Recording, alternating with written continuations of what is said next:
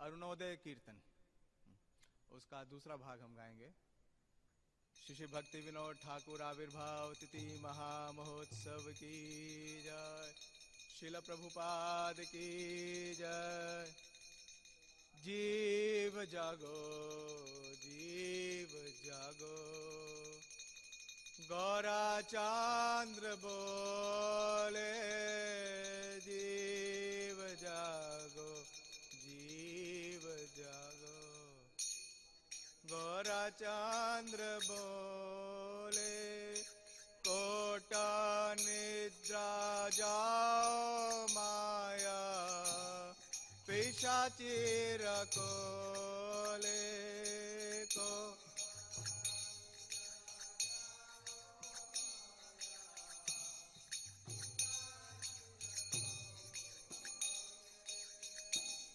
भजिबो बोलिया ऐसे संसार भीतरे,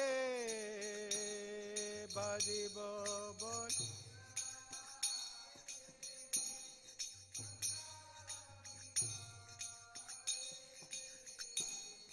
रोहिलो पड़िया तुम्हें अविद्यार भरे रोहे,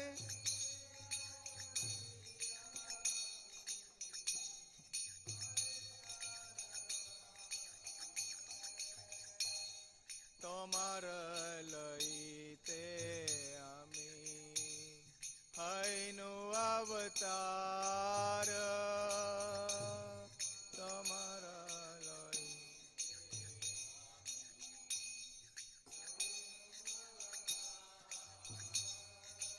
आमी बिना बंधु आर के आछे तोमार,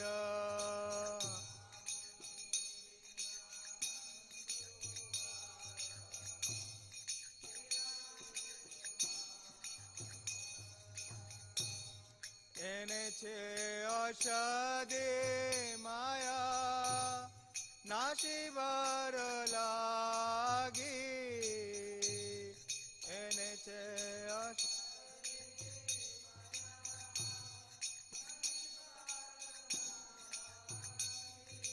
हरि नाम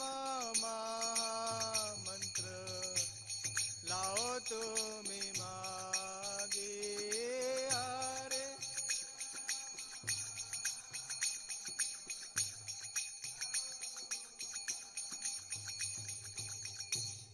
भक्ति विनोदा प्रभु चरणे पड़िया,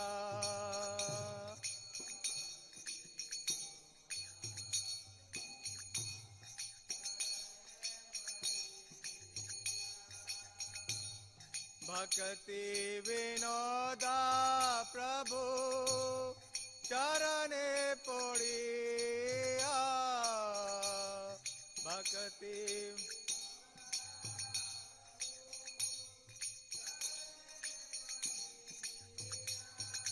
ते हरे नाम मंत्र लाए लो मागिया,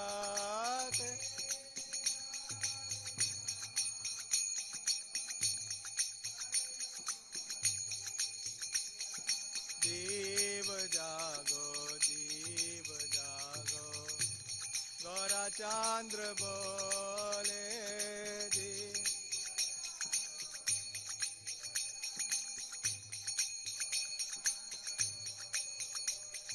कोटा निद्रा जाओ माया, पिशाची रकोले,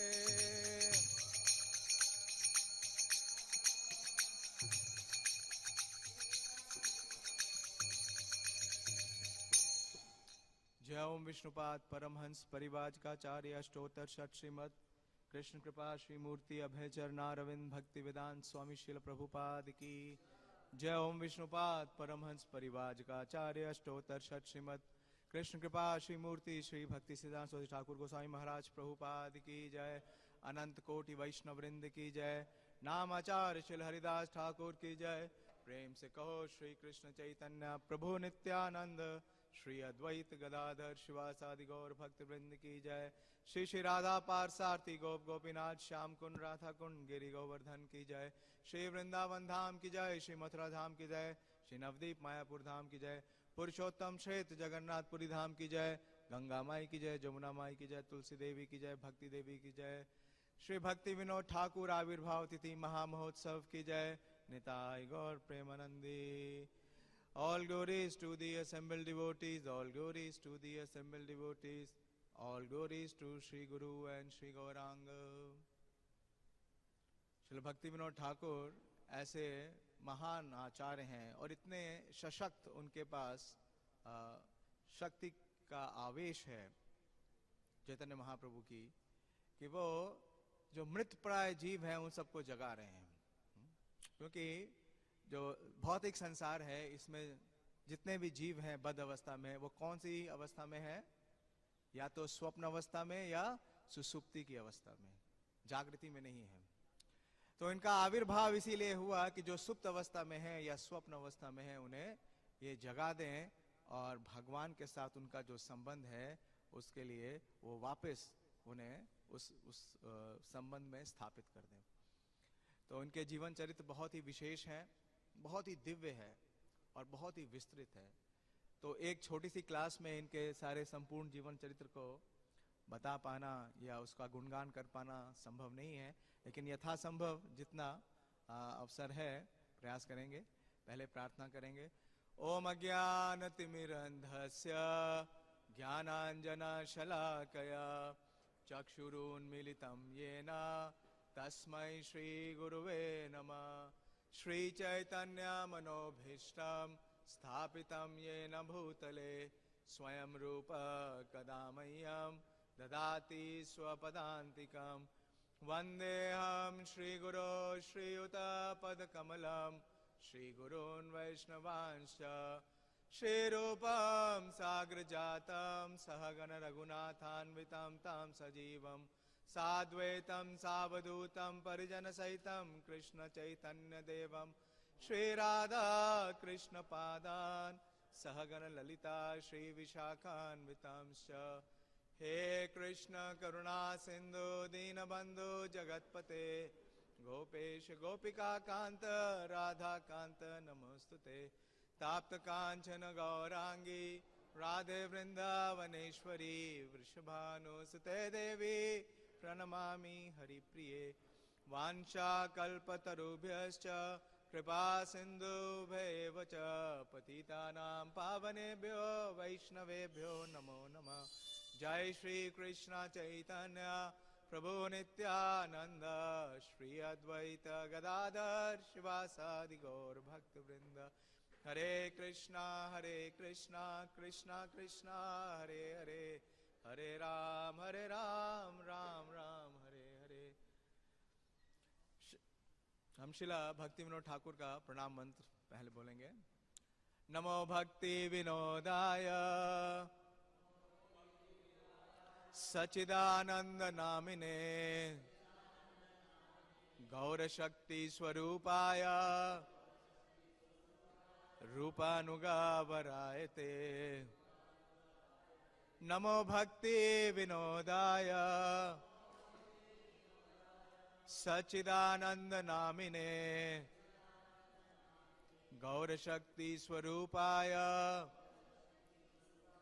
रूपानुगावरायते।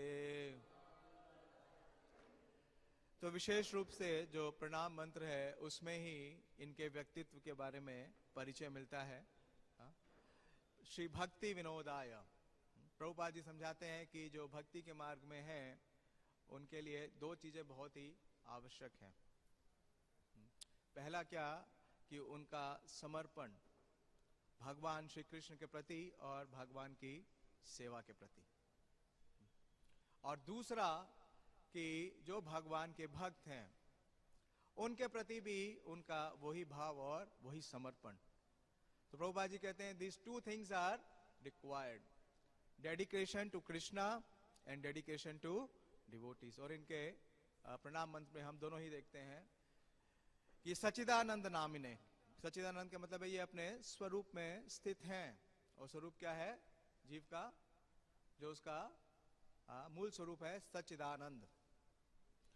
और गौर शक्ति से ये पूरित हैं। गौर शक्ति स्वरूपायम। प्रभुपाद जी लिखते हैं, he is the embodiment of the transcendental energy of lord Gauranga. तो he is the worshipper and follower of lord Gauranga. The other aspect is Rupanuga वरायते, कि जो श्रील रूप गोस्वामी हैं, रूप गोस्वामी क्या है? हमारे सारे गौड़ीय वैष्णव आचार्य के सबसे प्रमुख आचार्य और सबसे प्रमुख भक्त। तो उनके अनुगत में जो शिक्षाएं हैं या जो संदेश है उसका वो दृढ़ता से पालन करते हैं। तो dedication to the worship of the supreme lord and also dedication to the pure devotees of the supreme lord, ऐसा विशेष इनका स्वरूप है। और ये स्वयं अपने स्वरूप के बारे में रिवील करते हैं, बतलाते हैं। गीतावली जो उनकी रचना है उसमें लिखते हैं कि उनका जो आध्यात्मिक स्वरूप है, उनकी जो स्पिरिचुअल आइडेंटिटी है वो क्या है? वो बोलते हैं, वर्णितरित वास तारावली कमल मंजरी नाम सारी भरो वर्षा व्यास सतता स्वानंद सुखदा धाम। तो बता रहे हैं कि इनका जो स्वरूप है आध्यात्मिक जगत में वो क्या है? वो है कमल मंजरी के रूप में। और कमल मंजरी के रूप में ये क्या कर रहे हैं कि जो श्री रूप मंजरी हैं, जो कि प्रमुख सेविका हैं ललिता देवी की, उनकी सेवा में अनुगत हैं। तो गीतावली में अपनी जो ये इनकी रचना है सिद्ध लालसा, उसमें ये प्रस्तुत कर रहे हैं। और ये भी बता रहे हैं कि इनका जो इटर्नल एज है वो है 12.5 वर्ष। और इनका जो निवास का स्थान है वो है स्वानंद सुखदा कुंज।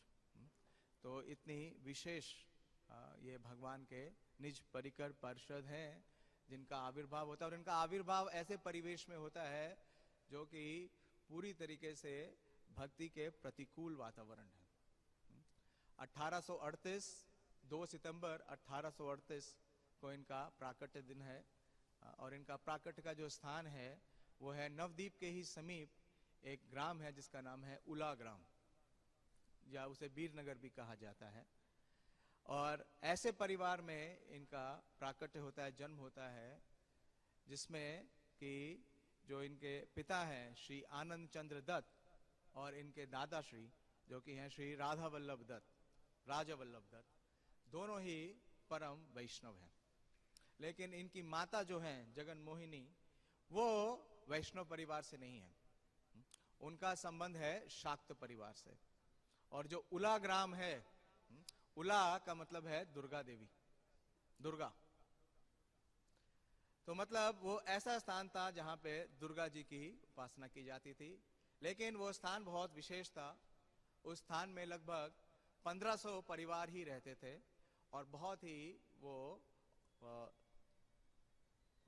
प्रॉस्पर संपन्न परिवार थे। लगभग 1500 परिवार वहां रहते थे और उसमें ज्यादातर ब्राह्मण थे। और सबके जीवनचर्या में जो वैदिक रीति रिवाज है उसकी प्रमुखता थी। तो ये जो वैदिक कल्चर है उन्हें बचपन से ही मिला। और उनके पिता श्री आनंद चंद्र दत्त के बारे में स्वयं श्री भक्ति विनोद ठाकुर लिखते हैं कि वो बहुत ही सरल स्वभाव के और बहुत ही शांत थे। और उनके जो पिता हैं, उनके पिता के जो पिता हैं, जो दादाजी हैं श्री राजा वल्लभ, वो भगवान जगन्नाथ और राधा माधव के अनन्य भक्त हैं। लेकिन इनको अपने पिता और दादा का संग नहीं प्राप्त होता है, क्योंकि इनके जो दादा थे वो बहुत बड़े जमींदार थे, बहुत बड़े लैंडलॉर्ड थे, बहुत ही संपन्न और वैभवशाली परिवार था। तो उनके बहुत प्रॉपर्टीज थी और उनकी एक मेजर प्रॉपर्टी थी उड़ीसा में। तो श्री राजा वल्लभ दत्त जो है वो उड़ीसा में रहते थे। और जब इनका प्राकट्य होता है तो इनसे पूर्व इनके 2 बड़े भाई पहले ही जन्म ले चुके होते हैं और उनका नाम था अभय काली और काली प्रसन्ना। इन नामों से ही पता चल जाता है कि इनकी माता का कितना प्रभाव था। शाक्य नाम है, दोनों ही दुर्गा देवी के नाम पे हैं। और उस समय इनके जो दूसरे भाई हैं, पहले भाई अभय काली, वो अपने जीवन को मतलब कंटिन्यू नहीं कर पाते हैं, उनकी शिशु अवस्था में ही निधन हो जाता है। और संपन्नता इतनी थी इस परिवार में, इतना विलास था कि हर बालक के पास अपना एक पेट हाथी था। हाथी, हाँ, पालतू हाथी, हाँ, जिसपे शिशु सवारी करते थे या खेलते थे जिसके साथ। और बहुत संपत्ति थी। लेकिन पिता इनके ओडिशा में थे, अपने दादा के पास, श्री राजा वल्लभ दत्त के पास। और जब ये 2 वर्ष की अवस्था में हुए, तो 2 वर्ष की अवस्था में इनका नाम रखा गया केदारनाथ दत्त। तो जब बालक केदार केवल 2 वर्ष की अवस्था में थे, तो अपने पिता यानी अपने बाबा का स्मरण कर रहे थे। देखा नहीं था उन्होंने अभी तक। तो एक कौवा आकर के वहां उस स्थान पे बैठता है और उनके मुख से पहली पोयम निकलती है। 2 वर्ष की अवस्था में ये पोयम कंपोज करते हैं और बोलते हैं कौवे को कि कौवे तू चुपचाप बैठा रहे, क्योंकि अभी बाबा के आने का समय हो गया है। और कुछ ही दिनों के बाद इनके जो पिताश्री हैं, श्री आनंद चंद्र दत्त, हाँ, वो उनका प्राकट होता है, वो आते हैं। तो इस प्रकार से हम देखते हैं कि शुरू से ही, बचपन से ही, जन्म से ही इनके अंदर अद्वितीय प्रतिभा थी, हाँ, रचनाएं करने की, गीत लिखने की। और 2 वर्ष की अवस्था में इसका प्रमाण मिलता है। और जब ये बड़े होते हैं, तो जब इनके और 2 भाई थे, बड़े भाई, जैसे मैंने वर्णन किया, उनके साथ खेलते हुए बड़े होते हैं। और शिशु अवस्था से ही इनकी जो सबसे प्रमुख रुचि थी, वो रुचि ये थी रामायण के बारे में, हाँ, वर्णन सुनना। और किससे सुनते थे? क्योंकि बहुत बड़े जमींदार थे, इनके पास बहुत संपत्ति थी, तो उसको देख रेख के लिए बहुत सारे गार्ड्स थे। और एक गार्ड का नाम था नैफा या कुछ इस प्रकार से नाम था। और पूर्व में वो जो अभी सुरक्षा कर्मी का कार्य कर रहा था, वो प्रॉपर्टी को देखभाल करता था, वो जो गार्ड था वो पूर्व में डेकॉइट था। और उससे अपने गुरु का वध भी हो गया था। लेकिन उसके अंदर बहुत परिवर्तन हो गया और वो लगातार भगवान का हरि नाम लेता था। तो इन्हें बचपन से ही, हाँ, उस गार्ड के माध्यम से हरि नाम सुनने का अवसर मिला। और वो बहुत ही विश्वास पात्र था श्री राजा वल्लभ दत्त का, जो कि इनके दादा थे। और उनसे ये रामायण की कथाएं सुनते थे। और जो कथा ये रामायण की सुनते थे, ये आके अपनी माता और इनकी एक मेड थी, मेड को क्या बोलेंगे हिंदी में, दाई, उसको सुनाते थे और बड़े ही प्रसन्न होते थे। तो इस प्रकार से हम देखते हैं कि बचपन से ही इनका रुझान खेल की तरफ नहीं था।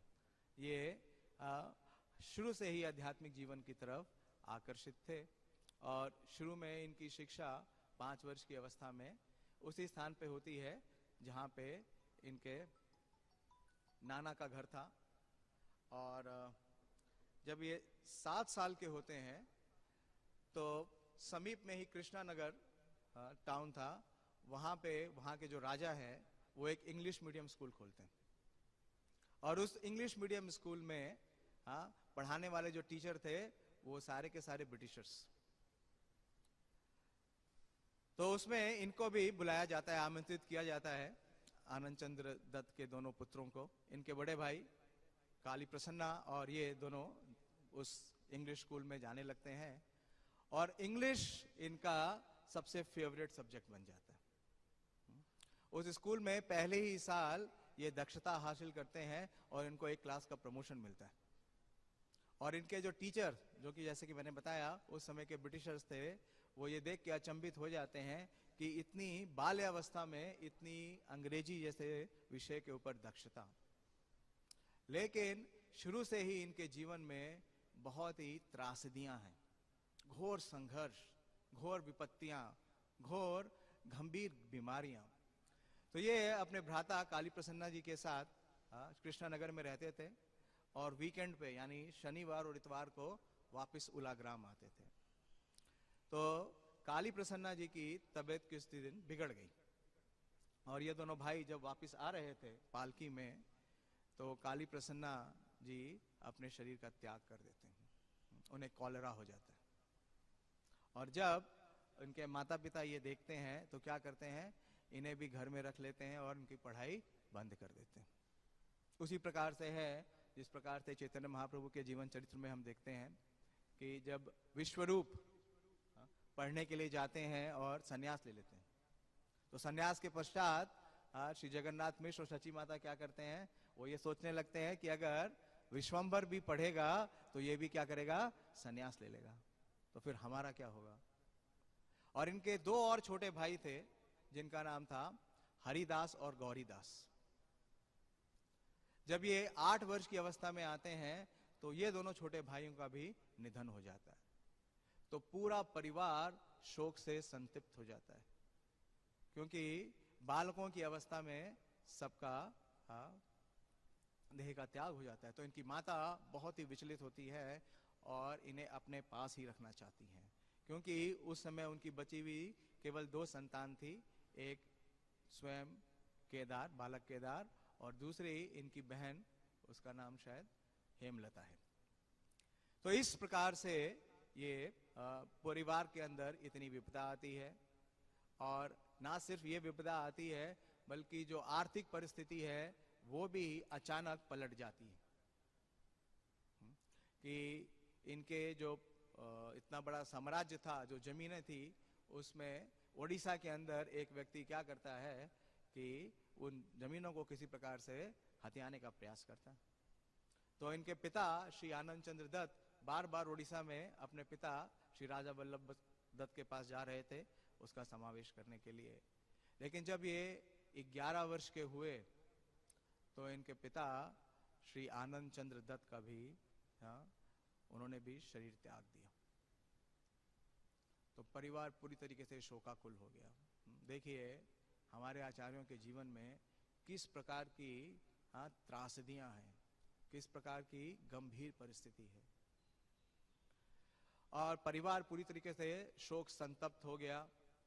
पहले 4 पुत्रों का निधन हो गया, और उसके बाद इनके 4 भाइयों का निधन हो गया, और इनके पिता का भी निधन हो गया, और इनके दादा कहाँ पे थे, ओडिशा में दूर। तो सारी जिम्मेदारी केदार के ऊपर आ गई, और इन्होंने बड़ा प्रयास किया कि इनका जितना संपत्ति है उसको संभाला जाए, लेकिन एक और त्रासदी हुई। वो क्या थी कि जो उलानगर ग्राम है वहां पे कॉलेरा हो गया, और इनकी माता ने ऐसी अवस्था में भी परिवार में कुछ शांति और सुख हो सके इसलिए इन्हें विवाह करने के लिए प्रेरित किया, और इनका विवाह होता है जब ये 12 वर्ष की अवस्था में है, और इनका विवाह जिनसे होता है उनका नाम है श्री सायामणि। राणा घाट से थी वो, नवद्वीप के पास ही राणा घाट है। जब आप कलकत्ता से जाते हैं नवद्वीप तो बीच में राणा घाट आता है। और 12 वर्ष की अवस्था में जब इनका विवाह हुआ तो विवाह के उपरांत इन्हें बहुत ही गंभीर रोग लग गया, और वो रोग ऐसा था जिसका निवारण नहीं हो रहा था, और लग रहा था कि शायद ये भी जीवित नहीं बचेंगे। तो इनका उपचार करते हैं उला ग्राम में एक फकीर, और उस फकीर का नाम है फकीर गोलोक, और उनके उपचार से ये ठीक हो जाते हैं। और वो फकीर गोलोक 2 प्रेडिक्शंस करते हैं, 2 भविष्यवाणी करते हैं। पहली भविष्यवाणी ये करते हैं कि उला ग्राम के अंदर जो महामारी फैली है, जो एपिडेमिक है, उससे कोई भी जीवित नहीं बचेगा, केवल 2 लोग जीवित बचेंगे। और वो 2 लोग कौन थे, केदार और उनकी माताश्री। और दूसरी भविष्यवाणी वो करते हैं कि भविष्य में चल के केदार बहुत बड़े वैष्णव आचार्य बनेंगे। ये भविष्यवाणी उन्होंने की जब ये कुल 12 वर्ष की अवस्था के थे। तो ऐसी अवस्था में इनके एक मैटरनल अंकल हैं, इनके एक मामा हैं जो कि कलकत्ता में रहते थे। वो ऐसी विपदा के समय में आते हैं और इन्हें अपने साथ कलकत्ता ले जाते हैं, और इनका नाम है श्री काशी प्रसाद घोष। सो 1852 में 14 वर्ष की अवस्था में ये कलकत्ता प्रस्थान करते हैं अपनी शिक्षा के लिए। और जो ये काशी प्रसाद घोष हैं, ये बहुत बड़े कवि थे। और ना सिर्फ कवि थे, उस समय एक इंग्लिश जर्नल था जिसका नाम था हिंदू इंटेलिजेंस, उसके ये एडिटर भी थे। श्री राधा पार्थसारथी भगवान की जय, श्री श्री सीताराम लक्ष्मण हनुमान की जय, श्री श्री निताई गौर सुंदर की जय। तो इस प्रकार से इन्हें कलकत्ता जाने का अवसर मिलता है। और कलकत्ता में इनके जो मामा हैं काशी प्रसाद घोष, उनके माध्यम से कलकत्ता के उस समय जो सबसे बुद्धिजीवी वर्ग था, उस बुद्धिजीवी वर्ग में कौन कौन लोग थे?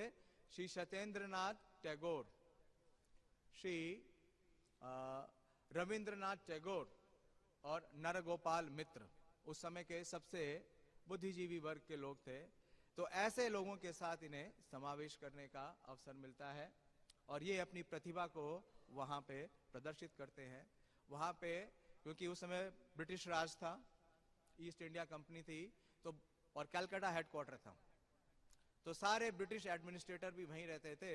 और वहां पे एक इंग्लिश क्लब था और उस इंग्लिश क्लब में इनके जो मामा हैं वो इन्हें ले जाते हैं।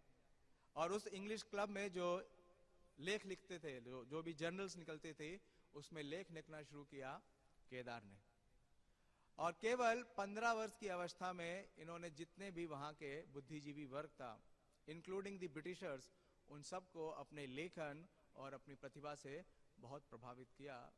और 1856 में इन्होंने कलकत्ता यूनिवर्सिटी में एंट्रेंस एग्जाम क्वालिफाई किया और वहां पे इन्होंने शिक्षा ग्रहण की। तो देखिए हमारे आचार्यों ने कितनी उच्च शिक्षा ग्रहण की है 1856 में कलकत्ता यूनिवर्सिटी में। उसके बाद हम देखते हैं श्रील प्रभुपाद जी ने भी कहां से शिक्षा प्राप्त की? स्कॉटिश कॉलेज से, जो सबसे उस समय के रेप्यूटेड इंस्टीट्यूशंस हैं वहां से। और इनके जो टीचर थे वो थे महान श्री ईश्वर चंद्र विद्यासागर, बहुत बड़ा नाम था, बहुत बड़ी हस्ती थी। तो इस प्रकार से इन्हें इतना विशेष परिवेश प्राप्त हुआ जिसमें उस समय भारत के जो सबसे विकसित बुद्धिजीवी वर्ग है उसमें इनका समावेश हो सका, इंटरैक्शन हो सका। और इन्होंने अपना पहला ग्रंथ प्रस्तुत किया। ये 1856 की बात है। कितने साल के हुए? 18 साल के। 18 साल की अवस्था में इन्होंने 12 वॉल्यूम्स का प्रस्तुतिकरण किया। पहला ही प्रस्तुतिकरण 12 वॉल्यूम्स में।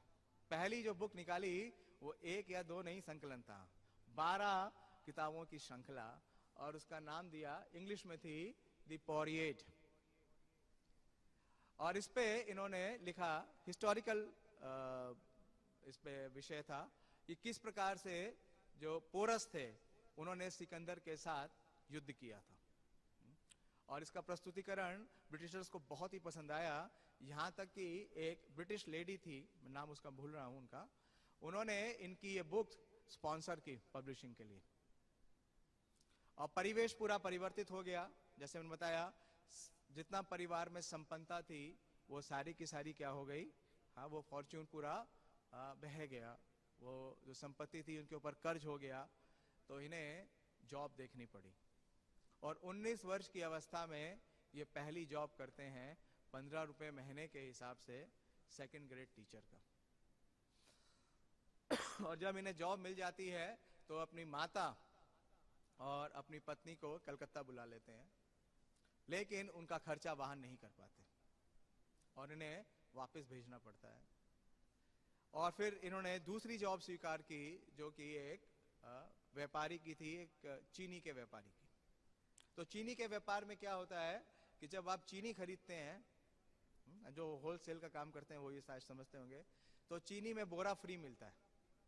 अगर आपने 100 किलो चीनी ली है तो उसके साथ बोरा फ्री। लेकिन अगर आप चीनी को बोरे के साथ तोलेंगे तो उसका वजन कितना हो जाएगा? 101 किलो। तो हिसाब से क्या करना चाहिए कि बोरे का दाम घटा देना चाहिए, बोरे का वजन घटा देना चाहिए। तो जब इन्होंने ऐसा किया तो इनका जो मालिक था, जो उस व्यापार का मालिक था, वो इनसे कुपित हो गया। बोला अगर आप इस प्रकार से कार्य करोगे तो मेरे व्यापार में कोई भी प्रॉफिट नहीं होगा। आप एक ब्राह्मण हो, आप एक सत्यनिष्ठ हो, हाँ, तो इसलिए आपके लिए श्रेयकर है कि आप अध्यापन का कार्य करें, व्यापार आपके लिए नहीं है। तो इस प्रकार से बहुत ही संघर्ष रहा शुरू से इनके जीवन में, और इन्होंने तीसरी जॉब स्वीकार की 1 साल के अंदर ही। इसमें ये 6th ग्रेड के टीचर बने और इनकी मानसिक आय हुई 21 रुपए महीना। और इनके जो दादाजी थे श्री राजा वल्लभ दत्त, वो कटक के पास एक स्थान है जिसका नाम है चोटी ग्राम, वहां रहते थे। वहां पे उनकी अपार संपत्ति थी और उन्होंने इन्हें तार दे करके बुलाया और कहा कि मैं कुछ ही समय में अपना शरीर का त्याग करने वाला हूं और मैं चाहता हूं कि आप मेरे समीप हो। तो जब ये वहां पहुंचे श्री राजा वल्लभ दत्त के पास, तो देखते हैं कि वो तो बिल्कुल खुशहाल हैं, बिल्कुल स्वस्थ हैं। तो उन्होंने पूछा कि आपने मुझे क्यों बुलाया? तो जो राजा वल्लभ दत्त हैं, वो जैसे मैंने बताया भगवान जगन्नाथ के अनन्य भक्त हैं, लेकिन वो मिस्टिक हैं। मिस्टिक को क्या बोले? योगी। वो क्या करते थे, उनको कई सिद्धियां हासिल थी कि रात के 12 बजे वो कचौरियां बनाते थे और उन कचौरियों में बहुत सी मिर्ची डालते थे, भगवान जगन्नाथ को भोग लगाते थे और उन मिर्चियों का सेवन करते थे, उन कचौरियों का, और उसके बाद भविष्यवाणी करते थे और वो भविष्यवाणी सटीक होती थी, बिल्कुल सही निकलती थी। तो उन्होंने भविष्यवाणी की कि 3 दिन के उपरांत मैं अपने शरीर का त्याग करूंगा, और ये भी उन्होंने कहा कि भविष्य में केदार आप चल के एक बहुत बड़े वैष्णव आचार्य बनेंगे। तो ये दूसरी प्रेडिक्शन कि जो केदारनाथ दत्त हैं, यानी जो आने समय में भक्ति विनोद ठाकुर होंगे, वो बड़े वैष्णव आचार्य होंगे। और इस प्रकार से जैसा उन्होंने कहा, 3 दिन बाद उन्होंने शरीर का त्याग दिया, शरीर को त्याग दिया। हाँ, उनकी जो गति हुई वो बहुत ही विशेष थी, जिस प्रकार से योगी अपने शरीर त्यागते हैं। तो क्योंकि इनका ब्रिटिश क्लब में बहुत प्रभाव था, तो कई ब्रिटिशर्स के साथ इनकी फ्रेंडशिप थी। तो कुछ ब्रिटिशर्स के कहने पे इन्हें हेड मास्टर का जॉब मिला भद्रक में, जो कि 45 रुपए महीने से था। तो फिर ये कलकत्ता से शिफ्ट हो गए भद्रक और वहां पे ये कार्य करने लगे। और इनकी पत्नी और इनकी माता इनको आके ज्वाइन कर लेते हैं भद्रक में। और 1860 में जब इनकी अवस्था 22 वर्ष की थी, तब इनके पहले पुत्र का जन्म होता है, उनका नाम देते हैं अन्नदा। लेकिन देखिए, त्रासदियां इनके जीवन में उसी प्रकार से है जिस प्रकार से दिन और रात, हर दिन के बाद क्या आती है? रात। और शिशु को जन्म देने के बाद जो इनकी पत्नी है 7 महीने के बाद, वो भी शरीर का त्याग कर देती हैं, उनका निधन हो जाता है। तो दोबारा से ऐसी विषम परिस्थिति आ जाती है। तो देखिए कितनी विपदाएं और त्रासदियां हैं इनके जीवन में। और ये विवश थे क्योंकि इनके हाथ में क्या था? इनकी गोद में था 7 माह का बालक अन्नदा, और इनके पास ये शिक्षण हेडमास्टर की सेवा भी थी। तो इन्होंने निर्णय किया कि ये दोबारा से विवाह करेंगे और इनका विवाह होता है। और इनका लेखन का कार्य अनावृत चलता है, क्योंकि ये अब बंगाल से उड़ीसा आ गए। तो इन्होंने इंग्लिश में बुक लिखी जिसका नाम है टेम्पल्स ऑफ ओडिशा, और दूसरा बुक लिखा, दूसरा ग्रंथ दिया जिसका नाम है मैथमेटिक्स ऑफ ओडिशा, ओडिशा। तो इस प्रकार से इनके ग्रंथों का जो गति है वो बाल्यावस्था से ही शुरू थी। और उस समय का परिवेश ऐसा था, जैसे कि मैंने बताया, कि जो ब्रिटिश साम्राज्य है उसका आधिपत्य था। और ब्रिटिश साम्राज्य क्या कर रहा था कि जो भारत की संस्कृति है, विशेष रूप से जो वैदिक संस्कृति है, उसका हनन कर रहा था और अपनी शिक्षा नीति को लेके आ रहा था भारत में, और उसका प्रभाव दिखाना चाहता था। और उसके प्रभाव से वो कई शैक्षणिक संस्थान खोल रहे थे, और उस शैक्षणिक संस्थान में जो भी भारतीय पढ़ रहे थे उनको ये बताया जा रहा था कि जो भारतीय संस्कृत है या भारतीय वैदिक ग्रंथ हैं, ये कंप्लीटली रिडंडेंट है, ये पूरे आउटडेटेड है, इनका कोई भी लाभ नहीं है। और ऐसे ही एक व्यक्ति थे उस समय के जिनका बड़ा नाम था समाज सुधारक के रूप में, इनका नाम था राजा राम मोहन रॉय। और इन्होंने एक नया धर्म उस समय प्रवर्तित किया और उसका नाम रखा ब्रह्मो समाज, लेकिन पूरी तरीके से मायावाद था। तो श्रील भक्ति विनोद ठाकुर ने यानी केदारनाथ दत्त ने उनकी जो त्रुटियां थी और उनकी जो कमियां थी ब्रह्म समाज की, उसको उजागर किया, उसको प्रस्तुत किया। और उस समय बड़ा विवाद हो गया। जो ब्रह्मो समाज के मानने वाले नए लोग थे और हिंदू समाज में बहुत बड़ा डिवाइड हो गया। तो इस डिवाइड को इन्होंने पैसिफाई किया, इन्होंने उसकी मध्यस्थता की।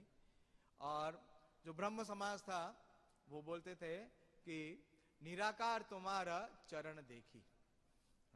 वो भगवान को निराकार भी कहते थे और उनका चरण देखने की लालसा भी रखते थे। तो कंप्लीटली बोगस था। लेकिन श्रील भक्ति विनोद ठाकुर उस समय प्रयास कर रहे थे कि उन्हें एक स्थायी जॉब मिल जाए। देखिए यह भी बहुत विशेष है। श्रील प्रभुपाद जी ने कहा कि श्रील भक्ति विनोद ठाकुर का जो जीवन है वो बहुत विशेष है। क्यों? क्योंकि उन्होंने इतनी भारी सरकारी जो जिम्मेदारी है उसको निभाया। उसके साथ वो गृहस्थ थे और उनके गृहस्थ आश्रम में 10 से ज्यादा उनके बच्चे थे, और उसके बाद भी उन्होंने इतना बड़ा योगदान किया। तो इन्होंने उसके बाद कुछ सिविल सर्विसेज के एग्जाम लिखे और इनको इनविटेशन मिला। वो सिविल सर्विसेज के एग्जाम पास कर गए और इन्हें इनविटेशन मिला 3 नियुक्तियों का। ये 1964 की बात है। और उस समय ये हेड क्लर्क थे, भद्रक से आगे चले गए थे और हेड क्लर्क थे, और इनकी जो प्रति माह तनख्वाह थी वो 150 रुपए थी। और इस समय इनकी पहली पुत्री का जन्म होता है और उसकी पुत्री के जन्म के बाद ये अनएम्प्लॉयड हो जाते हैं। इनकी ये जो हेड क्लर्क की जॉब थी ये चली जाती है। तब इन्हें एक दोबारा एग्जाम देना होता है। ये एग्जाम लेते हैं सिविल सर्विसेज का उस समय, और वो एग्जाम पास कर लेते हैं और इनकी उम्र लगभग 27 वर्ष हो जाती है अब। तो इनके दादा ने एक और प्रेडिक्शन की थी कि जब आपकी अवस्था 27 वर्ष की होगी तब आपके जीवन में कुछ स्टेबिलिटी आएगी, कुछ स्थायित्व आएगा। तो इनके जीवन में 27 ट्रांसफर्स हैं। कितने? 27 ट्रांसफर्स। और हर ट्रांसफर से पहले और बाद में एक घोर विपदा है, एक त्रासदी है। या तो परिवार के किसी सदस्य का निधन हो जाता है या गंभीर बीमारी इन्हें घेर लेती है। तो इस प्रकार से 1964 में इन्हें पहली बार सरकारी जो नौकरी है उसका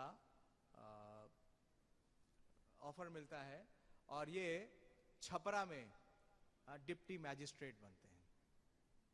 लेकिन छपरा में जब जाते हैं तो वहां पे गौतम ऋषि का आश्रम है। उस गौतम ऋषि के आश्रम को देख करके ये वहां पे एक निर्णय करते हैं कि गौतम ऋषि पढ़ाते थे न्याय।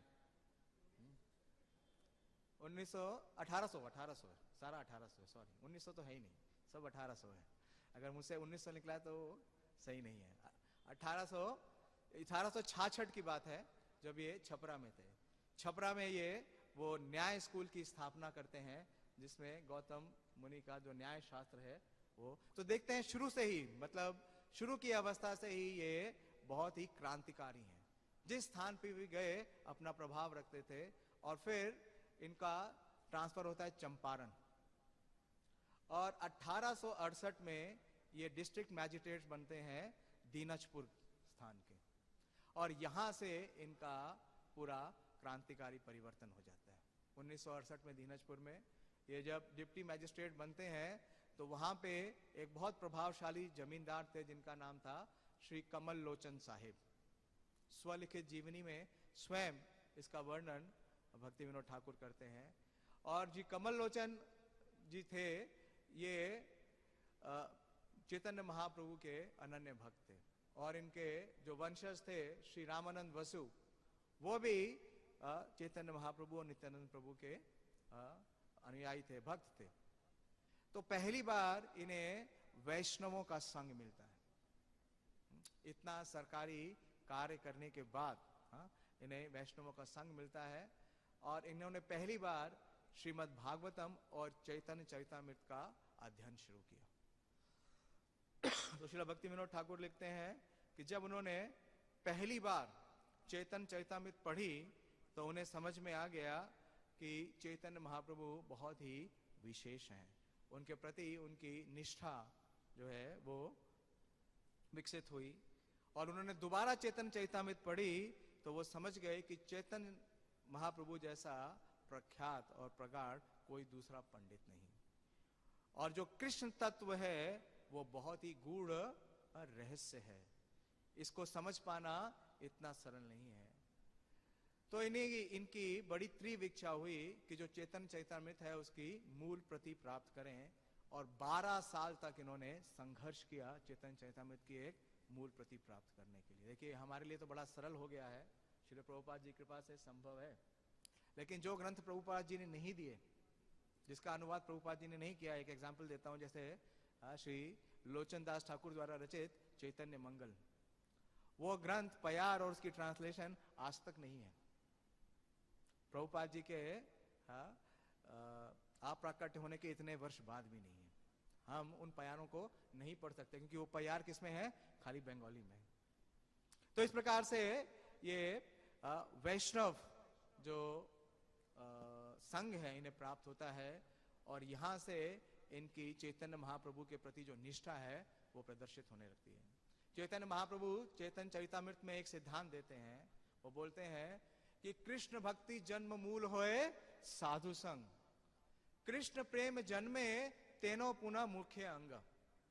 और इसको स्थापित करते हैं श्रील केदारनाथ दत्त यानी भक्ति विनोद ठाकुर, क्योंकि जब तक उन्हें भक्तों का संग नहीं मिला तब तक वो भगवान के पार्षद हैं, लेकिन जो उनकी भक्ति था उसका प्रकाश नहीं हुआ, उसका प्राकट्य नहीं हुआ। और इस प्रकार से इनका वैष्णव ग्रंथों का अध्ययन शुरू होता है। और 1869 में जब इन्होंने चैतन्य महाप्रभु के जीवन चरित्र को पढ़ा तो इतने प्रेरित हुए कि इन्होंने एक बंगाली में रचना की, उसका नाम है श्री सच्चिदानंद प्रेमालंकार। चैतन्य महाप्रभु के चरित्र को इन्होंने बंगाली काव्य में प्रस्तुत किया। ये बहुत विशेष दक्षता है श्री भक्ति विनोद ठाकुर की। उन्होंने जितने भी ग्रंथ हैं और ग्रंथों में जितना भी संदेश है उसको बड़ा ही सरल प्रस्तुतिकरण कर दिया है गीतों के रूप में। और ये गीत इतने सहज हैं, और प्रभुपाद जी ने कहा कि जो भक्ति विनोद ठाकुर और श्री नरोत्तम दास ठाकुर के गीत हैं वो वैदिक लिटरेचर से नॉन डिफरेंट है। क्योंकि आप जानते हैं यहाँ से कलयुग के समय में कोई ग्रंथ नहीं पढ़ता, लेकिन क्या कर सकते हैं, गीत जो है, जो भजन जो है लोग गा सकते हैं और समझ सकते हैं, और इन गीत और भजन के माध्यम से जितना शास्त्रों का संदेश है उसको प्रस्तुतिकरण किया है। तो इस प्रकार से इनका पहला वैष्णव ग्रंथ का प्रकाशन होता है, और तभी से इनका नाम दिया गया सच्चिदानंद भक्ति विनोद ठाकुर इनके ग्रंथ के ऊपर। और 18 समय कम है इसलिए मैं तेजी से चलूंगा। 1871 में इनका ट्रांसफर होता है दीनजपुर से पुरी में डिप्टी मैजिस्ट्रेट के रूप में, और ये भी बहुत ऐतिहासिक है क्योंकि इनको बहुत विशेष सेवाएं दी जाती हैं। इनकी जो विशेष सेवा थी उसमें एक प्रमुख सेवा थी कि जो जगन्नाथ मंदिर है उसका जितना भी एडमिनिस्ट्रेशन है या जो भी उसका संचालन है उसको सही तरीके से किया जाए, और उसके संचालन में बहुत सी अनियमितताएं थे। यहां तक कि जो पुरी के राजा थे उस समय के, उन्होंने 80,000 रुपए का गबन किया जगन्नाथ जी के कोष से, और केदारनाथ दत्त ने उसे पकड़ लिया, यानी सच्चिदानंद भक्ति विनोद ठाकुर ने उसे पकड़ लिया और उन्हें कहा, और क्या दंड दिया देखिए, उन्हें दंड दिया कि भगवान जगन्नाथ को 56 भोग लगाए जाएं। जब 56 भोग लगने लगे तो जो उनका राजकोष था पुरी के राजा का वो क्या होने लगा, खाली होने लगा। तो उन्होंने सोचा किसी प्रकार से इस केदारनाथ दत्त को यहां से दफा करें, यहां से भगाएं। लेकिन वो कर नहीं पाए, क्योंकि जितना ब्रिटिश एडमिनिस्ट्रेटिव साम्राज्य था उसमें श्रील भक्ति विनोद ठाकुर का बहुत ही प्रभाव था। तो उन्होंने एक अनुष्ठान किया जिससे कि 30 दिन के यज्ञ के बाद उनका जीवन का अंत हो जाए। लेकिन इस अनुष्ठान में हुआ क्या, 30 दिन के बाद भक्ति विनोद ठाकुर को तो कुछ नहीं हुआ, लेकिन जो राजा का पुत्र है वो मर गया। और जब भक्ति विनोद ठाकुर जगन्नाथपुरी में थे तो उन्होंने वहां पे एक सभा बनाई और उस सभा में वो श्रीमद् भागवतम के ऊपर प्रवचन करने लगे। तो वहां पे एक वैष्णव थे। वो वैष्णव इस बात से सहमत नहीं थे कि भक्ति विनोद ठाकुर जो हैं वो एक वैष्णव हैं।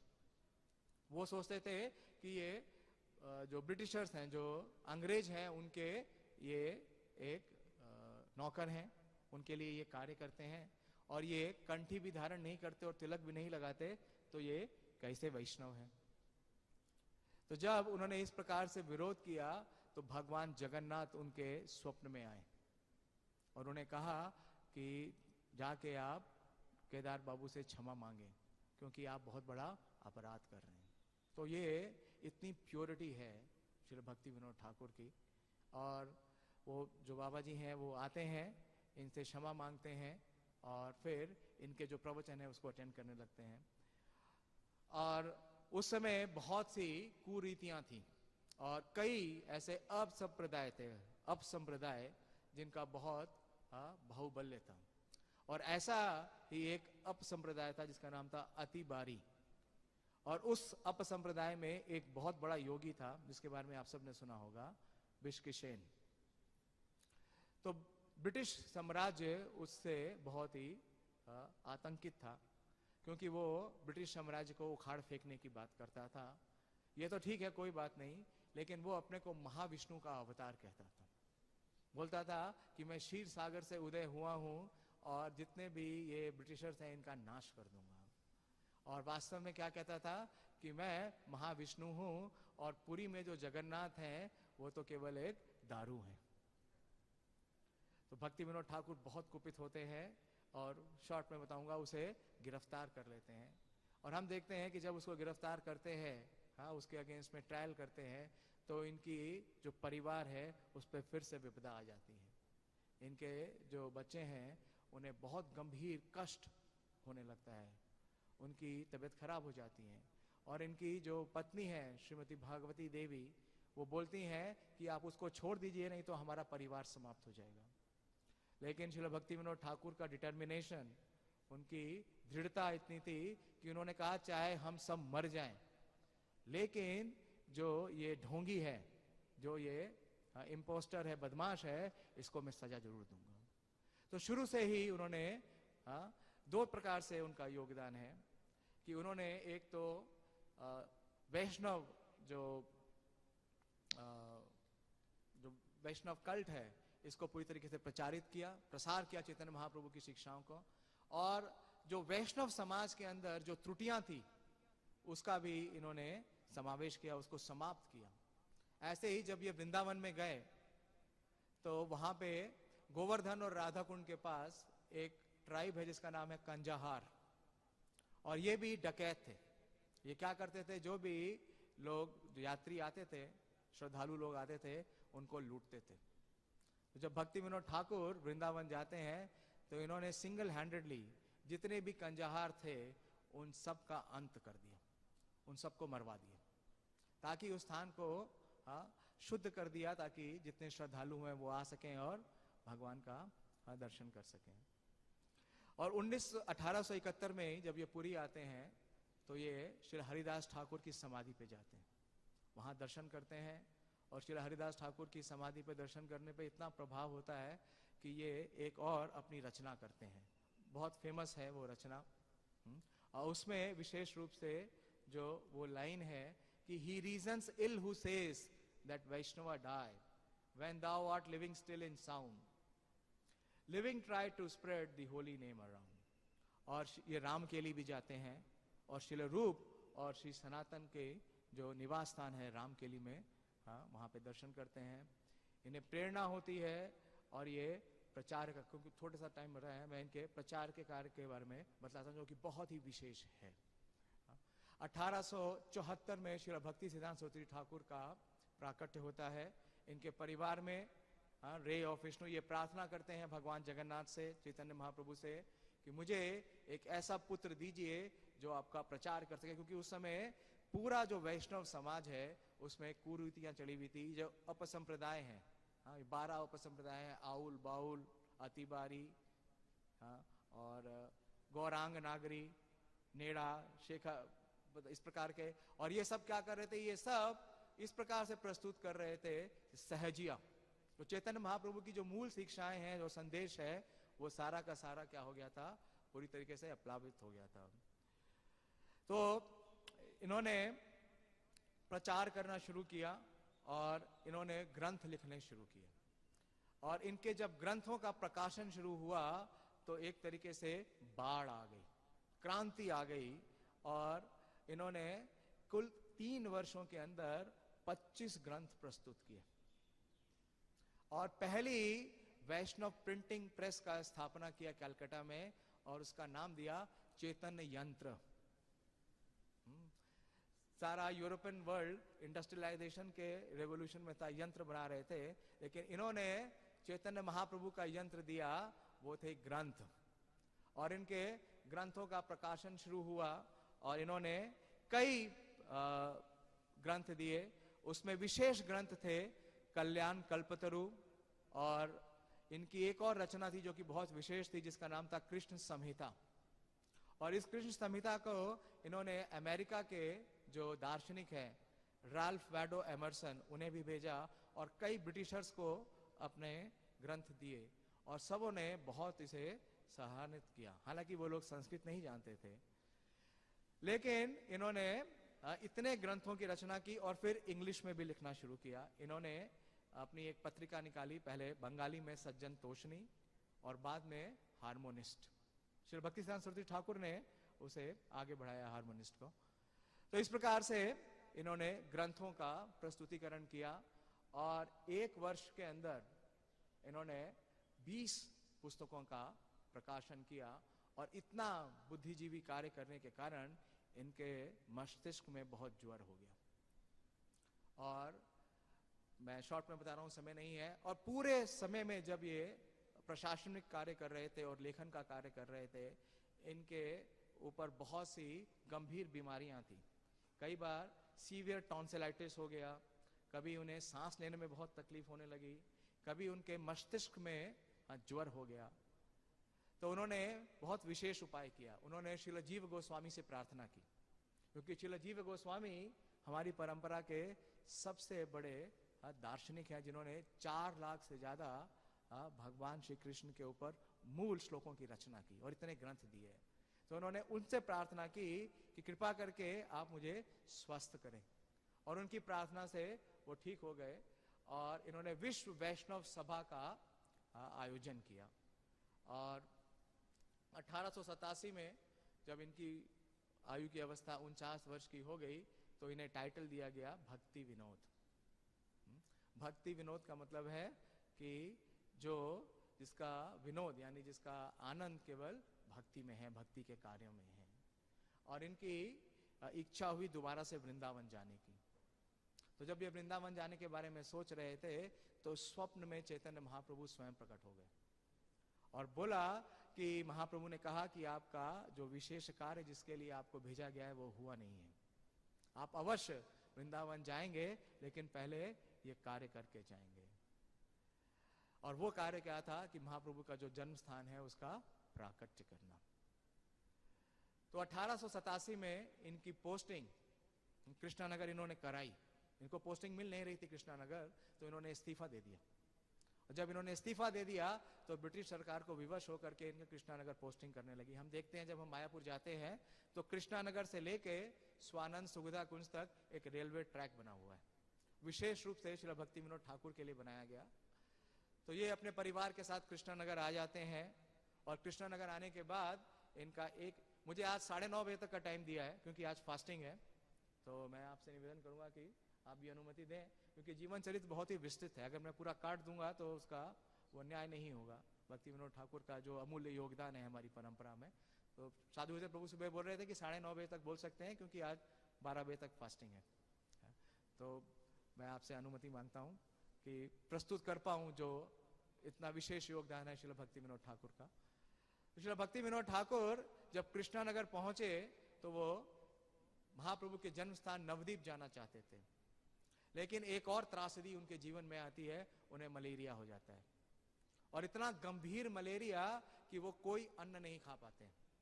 45 दिनों तक केवल दूध का सेवन करते हैं और महाप्रभु से अनावरत इतनी याचना करते हैं, प्रार्थना करते हैं कि आप मुझे कृष्णानगर तक तो ले आए हैं, लेकिन नवदीप जाने के लिए मुझे अनुमति दीजिए, ताकि जिस कार्य के लिए आप मुझे लेके आए हैं वो मैं कर सकूं। संघर्ष देखिए इनके जीवन में वो एक अभिन्न अंग है।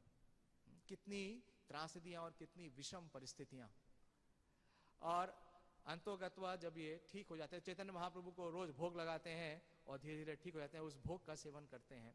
इन्होंने एक ग्रंथ लिखा है, बहुत ही विशेष ग्रंथ, अगर आप उसको पढ़ें, स्वयं नियम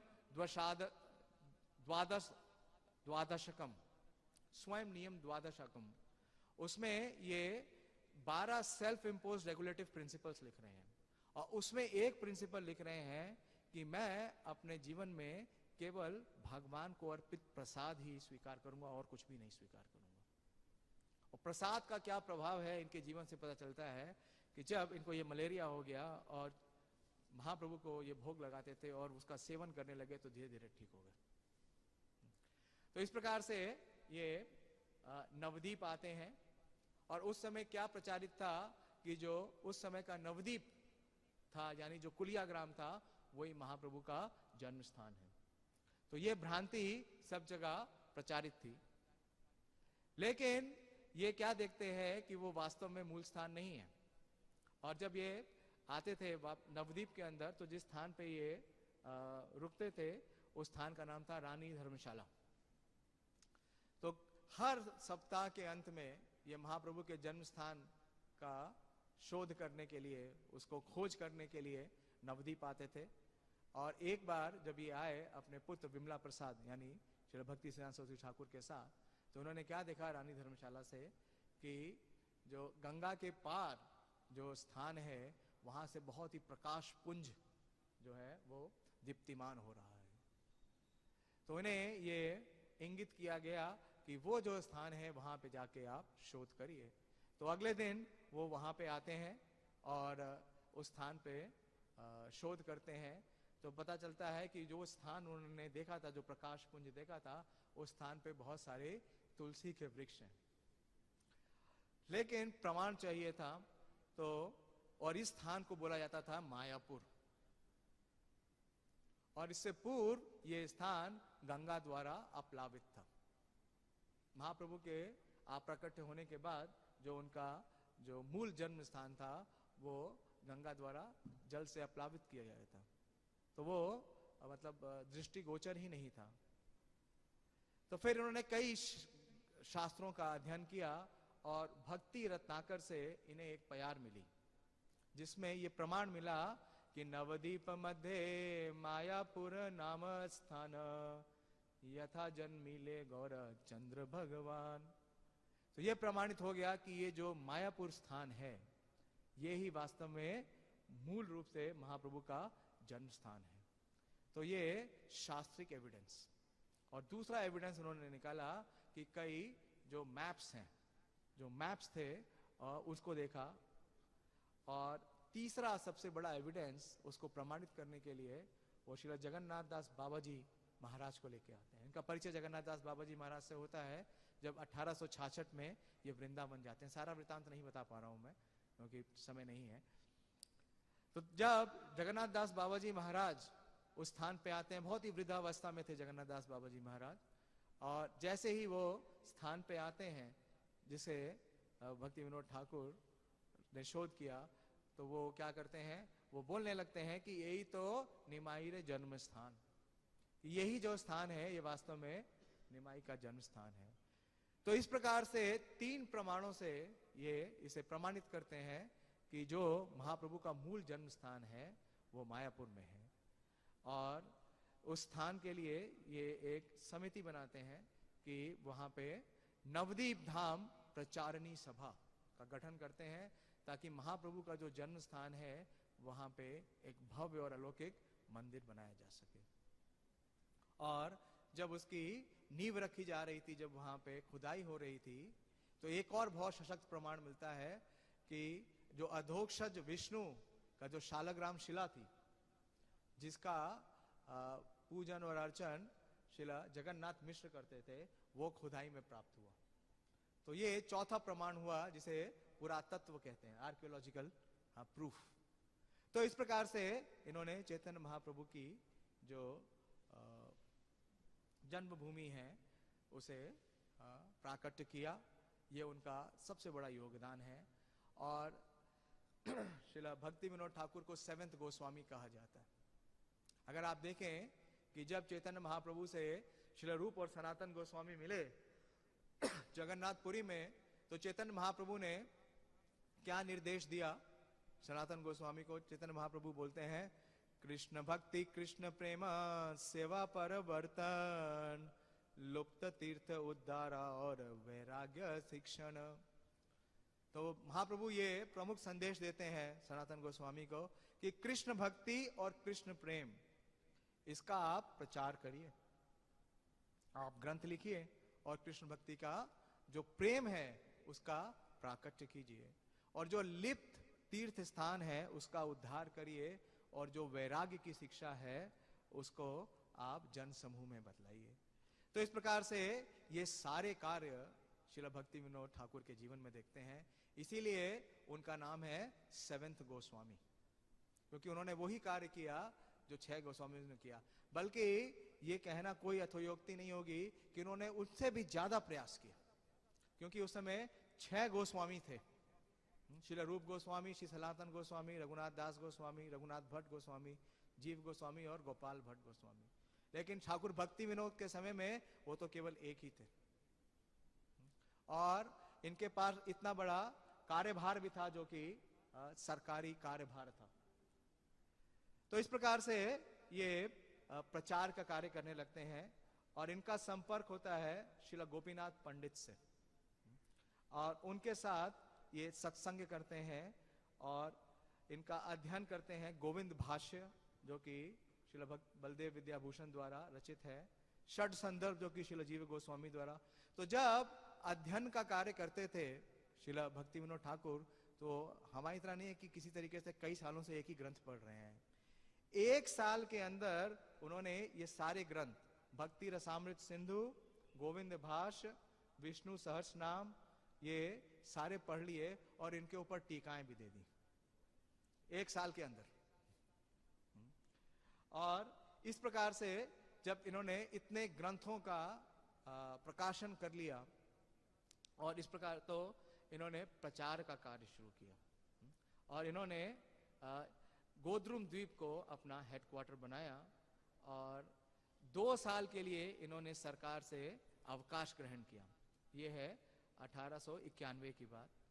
2 साल के लिए इन्होंने अपनी सरकारी कार्य से अवकाश प्राप्त किया, और इनके 2 पार्षद थे जिनका नाम था श्री राम सेवक चट्टोपाध्याय और श्री सीतानाथ महापात्रा। इनके साथ इन्होंने पूरे ओडिशा और बंगाल में प्रचार करना शुरू किया, और 2 वर्ष के अंदर 500 नामहट केंद्र स्थापित किए, और इनके हर नामहट केंद्र में जो सदस्यों की संख्या है वो 1000 से 5000। और बड़ा ही सरल इनका प्रोग्राम होता था। ये नाम संकीर्तन करते थे। इन्होंने नामहट कहा, माने कि ऐसा बाजार जहां पे नाम का प्रचार होता है, जहां नाम का ये बिक्री कर रहे हैं। और इन्होंने एक ग्रंथ लिखा जिसका नाम है दलालेर गीता, और उसमें बताया कि जो नित्यानंद प्रभु हैं वो इसके सबसे प्रमुख व्यापारी हैं, वो इसका वितरण कर रहे हैं। और अपनी पोजीशन क्या बतलाई कि वो इस बाजार के स्वीपर हैं, झाड़ू देते हैं। तो इस प्रकार से जब इन्होंने ये नाम हट प्रोग्राम चालू किए तो कीर्तन करते थे, और कीर्तन करने के बाद कुछ सिद्धांत बतलाते थे, कुछ कृष्ण भावनामृत के बारे में रूपरेखा बतलाते थे, और इनके द्वारा ही जो प्रचार और प्रसार की रूपरेखा बनाई गई उसे शिला भक्ति सिद्धांत सरस्वती ठाकुर और शिला प्रभुपाद ने स्वीकार किया। आज भी हम देखते हैं कि जो नाम हट प्रीचिंग है, वो उसका सारा रूपरेखा शिला भक्ति विनोद ठाकुर द्वारा, जो उसका ब्लूप्रिंट है, शिला भक्ति विनोद ठाकुर ने दिया। और इन्होंने प्रचार करने के लिए ये त्रिपुरा भी गए, दूर दूर तक प्रचार करते थे, केवल ओडिशा और बंगाल में ही प्रचार नहीं किया, त्रिपुरा में भी प्रचार किया, और त्रिपुरा के जो राजा हैं उनको भक्त बनाया। तो जिस प्रकार से हम शिला नरोत्तम दास ठाकुर के जीवन में देखते हैं, शिला श्रीनिवास आचार्य के जीवन में देखते हैं कि क्या करते थे, जिस गांव में पहुंच गए वो पूरा गांव वैष्णव हो गया और सबको भक्त बना दिया, सबको हरि नाम दीक्षा दे दी। तो इस प्रकार से इनका प्रचार कार्य होने लगा। और फिर कुछ समय के बाद इन्होंने कलकत्ता में गए, तो वहां पे कलकत्ता में एक स्थान लेते हैं जिसका नाम बताते हैं भक्ति भवन, और उस भक्ति भवन से ये नवदीप धाम का जो प्रचार है वो करते हैं। उस समय वहां पे जो आनंद बाजार पत्रिका है और अमृत बाजार पत्रिका, नाम सुना है आपने, जो यदुकिशोर प्रभु जरूर जानते होंगे, अमृत बाजार पत्रिका, क्योंकि एक समय में अमृत बाजार पत्रिका की जो डेलीज हैं, जो समाचार पत्र हैं, उनका सर्कुलेशन वर्ल्ड में नंबर 1 था। तो 1896 में उसमें एक लेख लिखा केदार बाबू के बारे में कि किस प्रकार से केदार बाबू चैतन्य महाप्रभु के समर्पित सैनिक हैं, और चैतन्य महाप्रभु के जन्म स्थान के लिए ये कलकत्ता में जन जन में जाकर के भिक्षाटन कर रहे हैं, सबसे धन की याचना कर रहे हैं, और सबको अवसर दे रहे हैं कि किस प्रकार से गौर विष्णुप्रिय जो मंदिर है उसका निर्माण हो सके, जो योगपीठ का निर्माण हो सके। और 1896 में इन्होंने एक ग्रंथ दिया जिसका नाम था श्री गौरांग लीला स्मरण सोत्रम। इसको हम इस नाम से नहीं जानते, इसका पॉपुलर नाम है, इंग्लिश में वर्जन दिया, the teachings and परसेप्ट्स of Chaitanya Mahaprabhu. और 1896 में ये प्रस्तुतिकरण इनका इंग्लिश में था, और इन्होंने इस ग्रंथ को विश्व के सभी विश्वविद्यालयों में भेजा। और 1896 में ही श्रील प्रभुपाद का प्राकट्य होता है। तो प्रभुपाद जी बोलते हैं अपने एक प्रवचन में कि ये एक कोइंसिडेंस है कि मेरा भी प्राकट्य उसी समय हुआ जब वास्तव में जो भक्ति विनोद ठाकुर हैं, जो विश्व में जो प्रचार है उसकी रूपरेखा उन्होंने पहले ही उसका निरूपण कर लिया। तो एक बार विष्णुजन स्वामी लॉस एंजलिस में श्रील प्रभुपाद का इंटरव्यू ले रहे थे। उन्होंने कहा कि श्रील प्रभुपाद, जब भक्ति विनोद ठाकुर अपने ग्रंथों को यूरोप और अमेरिका भेज सकते थे तो वो स्वयं आके प्रचार भी कर सकते थे। तो प्रभुपाद ने कहा यस, श्रील भक्ति विनोद ठाकुर इतने शक्तिशाली आचार्य हैं कि वो चाहते तो अकेले ही पूरे विश्व में प्रचार कर देते, लेकिन ये कार्य उन्होंने मेरे लिए और तुम्हारे लिए छोड़ दिया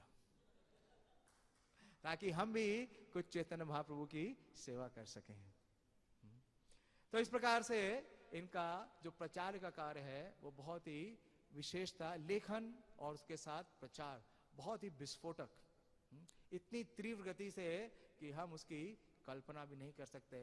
और इसका हम देखते हैं कि इसी का जो फुटस्टेप्स है उसे श्रील प्रभुपाद जी ने दिखाया।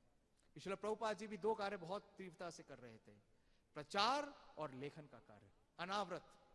कितनी भी विषम परिस्थिति हो, कितनी भी विपरीत परिस्थिति हो, इसमें कभी भी बाधा नहीं आई। चैतन्य महाप्रभु स्वयं नित्यानंद प्रभु से बोलते हैं, जब वो माधवेंद्रपुरी का गुणगान करते हैं, उनकी ग्लोरीज बोलते हैं प्रगाढ़ प्रेमेरा यही स्वभाव आचार, निज विघ्न दुख आदि ना करे विचार। कि जिस व्यक्ति का प्रगाढ़ प्रेम है, जिसका भगवत प्रेम जागृत हो चुका है, तो उसका ये स्वभाव है। उसका स्वभाव क्या है कि निज दुख, कि जो खुद की विषम परिस्थितियां हैं, या जो खुद के लिए जो भी कठिन है या दुर्गम है या विपद है, विपदा संतु ता शाश्वत, वो उससे कभी भी विचलित नहीं होते। और उनका जो सेवा का कार्य है वो कभी रुकता नहीं है। अहेतु की अप्रतिहता यह आत्मा सुप्रसिद्धति। तो इस प्रकार से 1900 के लगभग इन्होंने 25 और ग्रंथ प्रस्तुत किए। लगभग 150 ग्रंथों की इन्होंने प्रस्तुतिकरण की। इनके कई जो लेक्चर्स थे, मैं उसके बारे में चर्चा नहीं कर पा रहा हूं क्योंकि समय नहीं है। कई जगह ये जाकर के लेक्चर्स देते थे और वो लेक्चर किस में बन गए? बुक के फॉर्म में। यही हम श्रील प्रभुपाद जी के जीवन में भी देखते हैं कि जो उन्होंने प्रचार किया वो ग्रंथ का रूप ले लिया। तो इस प्रकार से, और इन्होंने इनकी एक और विशेष, बहुत विशेष प्रस्तुतिकरण है श्रीमद् भागवतम पे। क्योंकि श्रील प्रभुपाद जी अपने एक तात्पर्य में चेतन चैतामृत के लिखते हैं कि जो श्रीमद् भागवतम है ये न्याय प्रस्थान है और ये ब्रह्म सूत्र है, और इसको समझ पाना इतना सरल नहीं है। तो इन्होंने उसे प्रस्तुतिकरण किया इस प्रकार से कि जितने टॉपिक्स हैं, 10 टॉपिक्स हैं, 10 मूल सब्जेक्ट मैटर हैं, उसको इन्होंने अभिधेय और संबंध और प्रयोजन के रूप में प्रस्तुत किया, और उस ग्रंथ का नाम रखा श्रीमद् भागवतम अर्क मारीच माला। और उसको कर पाना सरल नहीं है। तो इन्होंने चैतन्य महाप्रभु से बहुत प्रार्थना की कि किस प्रकार से मैं ये ग्रंथ प्रस्तुत करूं कि श्रीमद् भागवतम जो सामान्य लोग हैं वो समझ सकें। और इन्हें एक डिवाइन विजन मिलता है। श्रील स्वरूप दामोदर गोस्वामी प्रकट होते हैं स्वयं, ललिता सखी, और उन्हें बतलाते हैं कि किस प्रकार से इस ग्रंथ को प्रस्तुत करना है। इसलिए प्रभुपाद जी कई बार बहुत कुपित होते हैं कि जब वो देखते हैं कि जो नॉन परंपरा में आए हुए डिवोटीज हैं वो ग्रंथ दे रहे हैं। तो प्रभुपाद जी ने कहा कि ग्रंथों को देना इतना चीप नहीं है। ग्रंथ को केवल वही प्रस्तुत कर सकता है जो भगवान द्वारा एम्पावर्ड है। तो इस प्रकार से इनके सारे ग्रंथ बहुत ही विशेष थे, और इनका प्रभाव ब्रिटिशर्स पे इतना था कि जो इनके ग्रंथ आते थे वो ब्रिटिशर्स भी पढ़ते थे। भारतीयों की बात छोड़िए। और 1908 में इन्होंने रिटायरमेंट ले लिया, और रिटायरमेंट लेने के बाद ये स्वानंद सुखदा कुंज में ये वहां पे रहने लगे। और कुछ समय ये पुरी में भी रहे, और पुरी में उस समय शिला भक्ति सिद्धांत सरस्वती ठाकुर भी इनके साथ थे, और दोनों भजन करते थे। और जो ब्रिटिश सरकार थी उसके जो चीफ सेक्रेटरी थे उनका नाम था सर विलियम ड्यूक। वो श्रील भक्ति विनोद ठाकुर के पास आए, उन्हें बुलाया और उनसे क्षमा मांगी। कहा कि आप एक बहुत ही शुद्ध और विशेष आत्मा हैं, भगवान के बहुत प्रिय हैं, और आपके जो कार्यभार के समय में मैंने आपके जीवन में बहुत सी अड़चनें डाली। क्योंकि वो चीफ सेक्रेटरी थे, क्या करते थे? उनका ट्रांसफर्स बार बार ट्रांसफर करते थे, बार बार उनके प्रशासनिक कार्य में अवरोध पैदा करते थे। तो देखिए चीफ सेक्रेटरी जो है कितनी बड़ी पोजीशन होगी, वो भी ब्रिटिश राज्य का चीफ सेक्रेटरी। चीफ नहीं, ये चीफ मजिस्ट्रेट थे, लेकिन sir William Duke chief secretary थे। हाँ, सर विलियम ड्यूक। उन्होंने आके भक्ति विनोद ठाकुर से क्षमा याचना की और कहा कि मैं वापस ब्रिटिश साम्राज्य में जा रहा हूं, लेकिन जाने से पहले आपसे क्षमा की याचना करता हूं। तो इनके प्रचार का इतना प्रभाव था कि भारतीय क्या, जो ब्रिटिशर्स भी हैं उनका भी हृदय परिवर्तित हो गया। यह है श्रील भक्ति विनोद ठाकुर का विशेष योगदान। और उनका जो शेड्यूल है, उनका जो शेड्यूल था वो बहुत ही विशेष है। जो कृष्ण के भक्त हैं उनका एक गुण है कि अव्यर्थ कालत्वम, कि वो एक भी क्षण बर्बाद नहीं करते बिना कृष्ण की सेवा के। और इसका जो पर्सोनिफिकेशन है, इसका जो मूर्तिमान रूप है, वो है श्रील भक्ति विनोद ठाकुर। वो अपने साथ हमेशा एक घड़ी रखते थे, छोटी सी घड़ी रखते थे। और इनका शेड्यूल सुनिए कि ये रात में 8 बजे विश्राम करने जाते थे और 8 से 10 विश्राम करते थे, 2 घंटे शयन करते थे केवल। रात को 10 बजे उठ जाते थे और 10 बजे से लेके सुबेरे प्रातः 4 बजे तक अपने लेखन का कार्य करते थे। या निशा सर्वभूतानाम तस्या हम जागृति संयमी।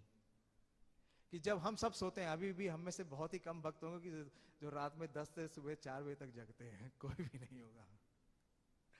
ये लेखन का कार्य करते थे और सुबह 4 से 4:30 थोड़ा विश्राम करते थे और फिर 4:30 से 7 बजे तक 2.5 घंटे लगातार अपना हरिनाम जप करते थे और फिर 7 से 7:30 स्नान वगैरह करते थे और फिर उसके बाद पत्राचार करते थे और शास्त्रों का अध्ययन करते थे और सुबह का नाश्ता करते थे। उनका नाश्ता भी बहुत ही संक्षिप्त था, 2 चपाती, थोड़ा सा दूध और राइस और कुछ कटे हुए फल।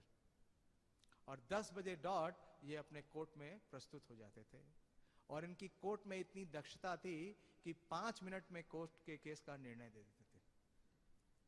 तो इनके एक दिन में 30 से 35 केस जो है वो रिजॉल्व हो जाते थे, जो कि सामान्य जज को कई दिन लगते थे।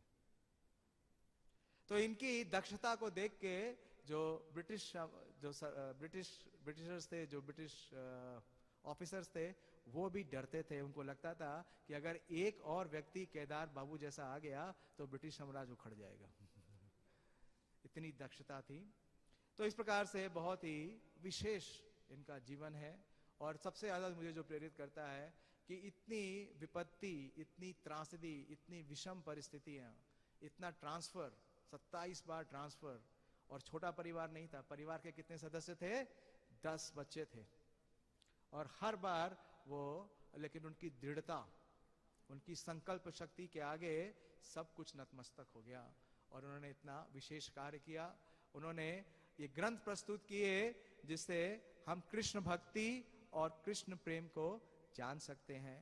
जो लिप्त तीर्थ स्थान था चैतन्य महाप्रभु का, उसे उन्हें उजागर किया, उन्हें प्राकट्य किया और वैराग्य की शिक्षा उन्होंने अपने जीवन से प्रदर्शित की। और जो 1914 में जून 23 को, जिस दिन गौर गदाधर का भी तिरोभाव तिथि है, उस दिन इन्होंने अपनी इस धराधाम में प्राकट्य लीला समाप्त की। तो ऐसा अद्भुत चरित्र है श्रील भक्ति विनोद ठाकुर का।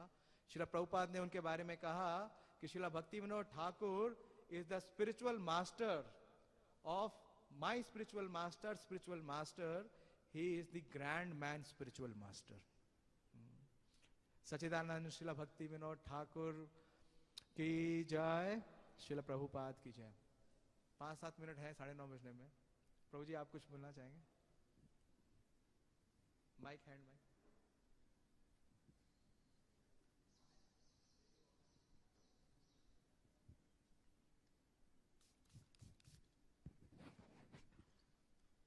हरे कृष्णा।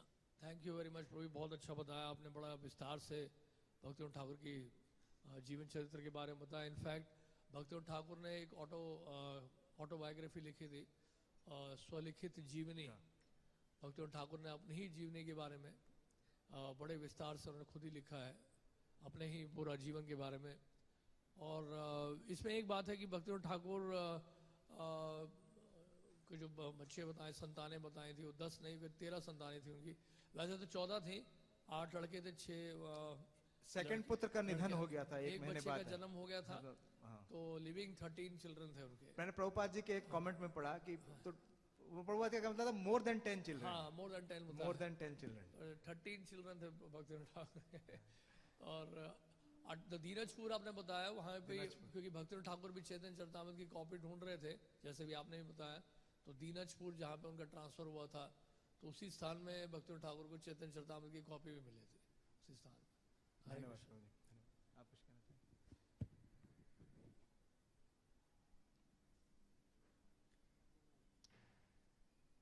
वास्तव में इनका पूरा जो जीवन चरित्र है वो श्रील प्रभुपाद जी के शिष्य है श्रील रूप विलास प्रभु। उन्होंने जो बुक ग्रंथ दिया है सेवेंथ गोस्वामी, उससे ही मैंने सारा पढ़ा है। और ये भी प्रभु जी की कृपा है कि आज से लगभग 10-12 वर्ष पूर्व जो बुक डिस्ट्रीब्यूशन अवार्ड है उसमें ये बुक प्रभु जी ने हम लोग को दी थी।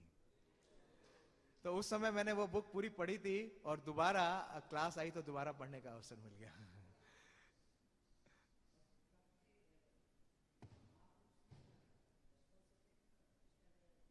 हाँ,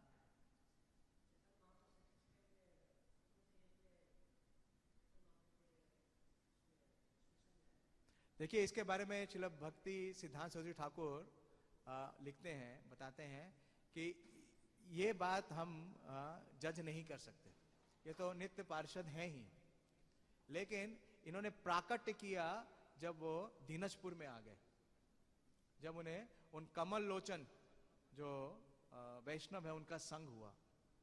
तो भक्ति सिद्धांत सरस्वती ठाकुर 4 वैष्णवों के बारे में लिखते हैं कि जिनके बारे में हम अपने से स्वेच्छा से निर्णय नहीं कर सकते।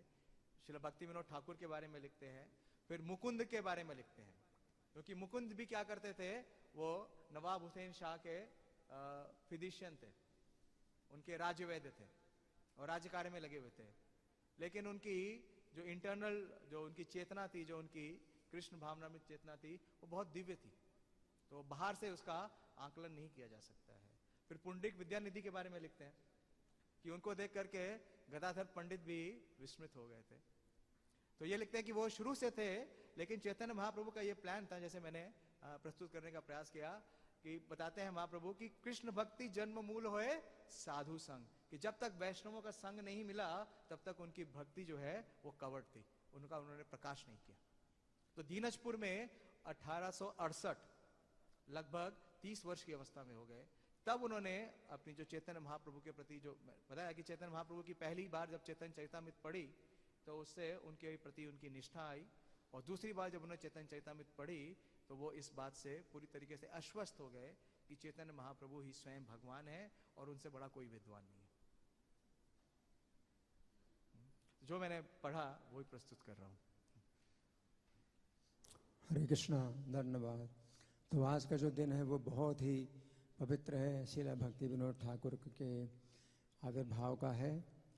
तो हमारे जीवन में उनका बहुत योगदान है, क्योंकि प्रभुपाद ने एक ऐसा नियम बना दिया है कि हमेशा प्रवचन जब हो, चाहे सवेरे का प्रवचन हो या शाम का प्रवचन हो, जय राधा माधव कुंज बिहारी। तो ये जो 4 पंक्तियों का भजन है, तो ये जो है प्रभुपाद ने जो है निश्चित कर दिया। तो इस भजन में भी मतलब बड़ी सरलता और बड़ी पूर्णता और बड़ी मधुरता है। जय राधा माधव कुंज बिहारी, मतलब क्या सब कुछ समझ में आ जाता है कि राधा माधव की जय हो जो कुंज में बिहार करने वाले हैं। गोपीजन वल्लभ, गोपियों के प्रिय हैं, गिरिवर धारी, और गिरिवर गिरिराज गोवर्धन को धारण करते हैं। यशोदा नंदन और ब्रज जन रंजन, तो यशोदा के आनंद वर्धन करने वाले हैं और ब्रज वासियों का मनोरंजन करने वाले हैं। ब्रज जन रंजन यमुना तीर बनचारी, और यमुना के तट के जो वन है तो वहाँ पर विचरण करते हैं।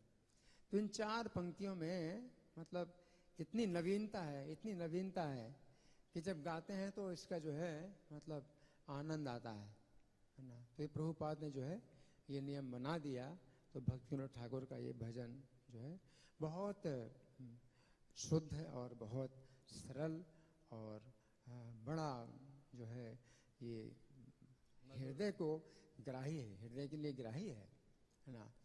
इसके अलावा रोज हम लोग गाते हैं क्या, संध्या आरती, संध्या आरती। तो ये किबा जयो जयो किबा जयो जयो किबा जय जय, तो ये भक्ति विनोद ठाकुर का जो है रचित जो संध्या आरती भजन है। विभावरी शेष भी मंगल आरती भी। विभावरी शेष, हाँ विभावरी शेष तो वृंदावन में ही गाया जाता है, तो वृंदावन ले जाते हैं। हाँ, तो क्योंकि 4:10 पर समाधि आरती होती है, तो 4:10 पर समाधि आरती में गुरुवष्टकम प्रार्थना गाई जाती है। तो विभावरी शेष हाँ, भजे भक्त वत्सले श्री गौर हरि, भोग भी वही लगता है। ये भी भोग है ना। हाँ, भोग कीर्तन है, तो ये भी जो है गाया जाता है। दर्शनार्थी भी, हैं? दर्शनार्थी भी जब हम करते हैं, यशोमती नंदन ब्रजवर यशोमती नागर। नंदन ब्रजवर नागर है। तो ये जो है मतलब बड़े सरल भजन है, और इसमें भगवान के नामों से पूर्ण है, और नामों में जो है उनके गुण भरे हुए हैं, उनकी लीलाएं भरी हुई हैं। तो ऐसे जो है नाम जो उनके गुणों से और लीलाओं से भरे हुए हैं, तो हमारे मन में जो है मतलब ऐसे समा जाएं। इस तरह से भक्तिविनोद ठाकुर ने जो दिया है, और प्रभुपाद ने जो है हमको वही जो है दे दिए हैं। तो यही जो है मतलब एक बहुत बड़ी चीज़ है। तो बाकी तो बहुत उनके गुण हैं, उन प्रभु जी ने बताया, और वो भी जो है अंत नहीं है, उनका भी अंत नहीं है। तो उनका जितना भी गुणगान किया जाए उतना कम है, लेकिन कुछ हम लोग जो है इस तरह से याद करते हैं। श्रील भक्तिविनोद ठाकुर